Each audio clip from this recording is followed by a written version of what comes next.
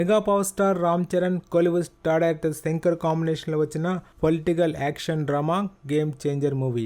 ఈ pan India movie Sankranti కానుగ్గా జనవరి 10న మన ముందుకు వచ్చింది.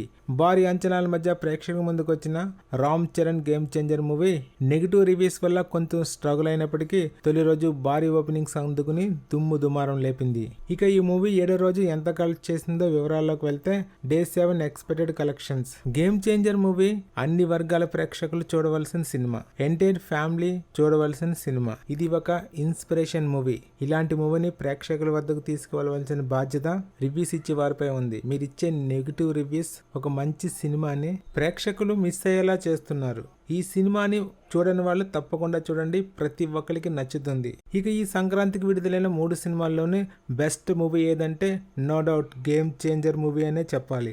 ఇక ఈ 3 సినిమాల్లోనే మీకే మూవీ నచ్చిందో కామెంట్లో తెలియజేయండి. ఇక 7వ రోజు గేమ్ చేంజర్ మూవీ తెలుగు రాష్ట్రాల్లో 10 కోట్ల రేంజ్లో షేరు, 12 కోట్ల రేంజ్లో గాస్ కలెక్ట్ చేసినట్టు తెలుస్తుంది. ఇక ప్రపంచవ్యాప్తంగా ఈ మూవీ 7వ రోజున 13 కోట్ల షేరు, 15 కోట్ల రేంజ్లో గ్రాస్ కలెక్ట్ చేసినట్లు ట్రేడ్ వర్గాలు చెప్తున్నాయి.